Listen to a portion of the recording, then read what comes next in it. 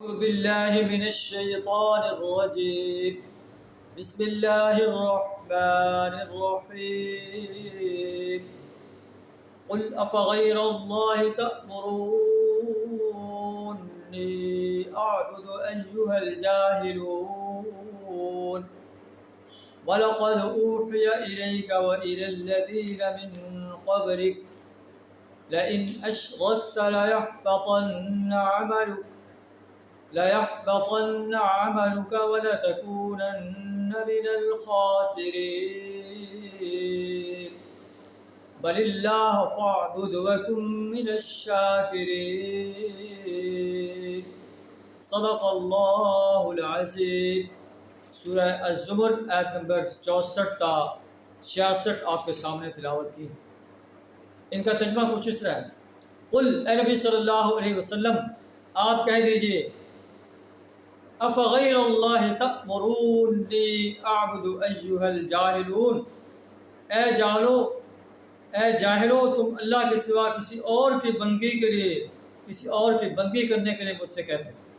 ایسے محسوس ہوتا ہے کہ سرداران قریش آپ کے پاس پہنچے ہیں اور آپ سے کہتے ہیں کہ آپ ہمارے بتوں کی بندگی کر لیں، ہم آپ کے اللہ کی بندگی کریں گے. اللہ تعالیٰ نے فرمایا ہے کہ آئے نبی صلی اللہ علیہ وسلم آپ دو ٹوک کہہ دیں کہ تم مجھے اللہ کے علاوہ کسی اور کی بندگی کی دعوت دیتے ہو.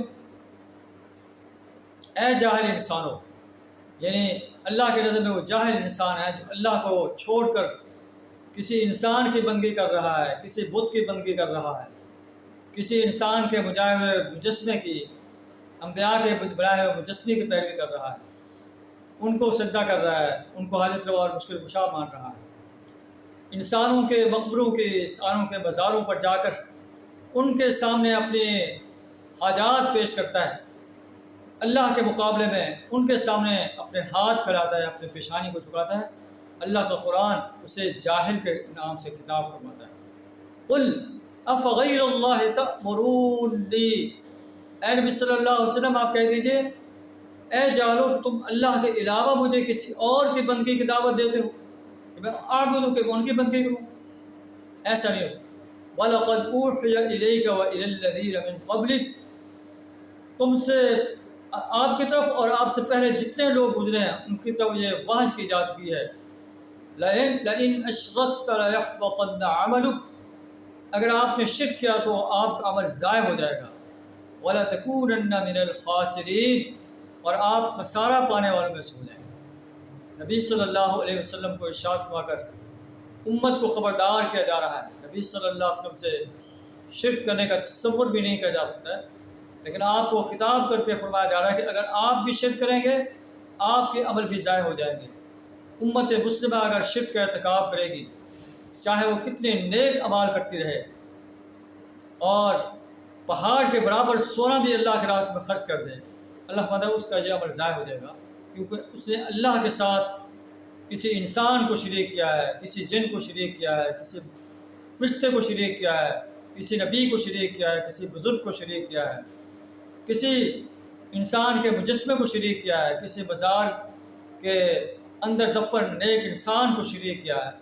اس کا کوئی عمل اللہ کے عدالت میں قبول نہیں ہوگا.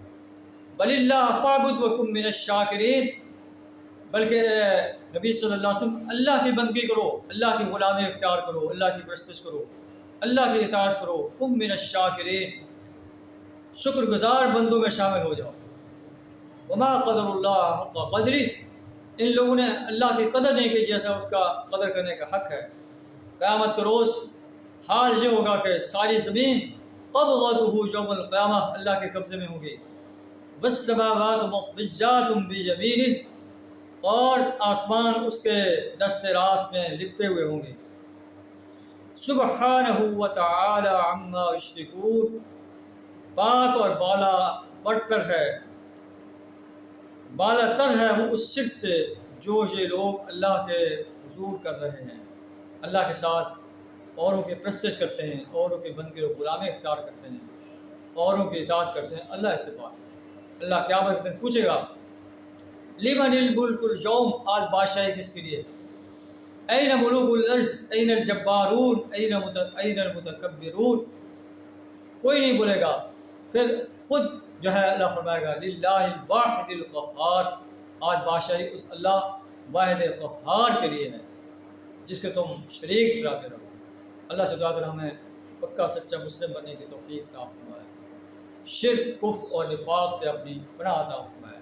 وآخر دعوانا ان الحمد للہ رب العالمین۔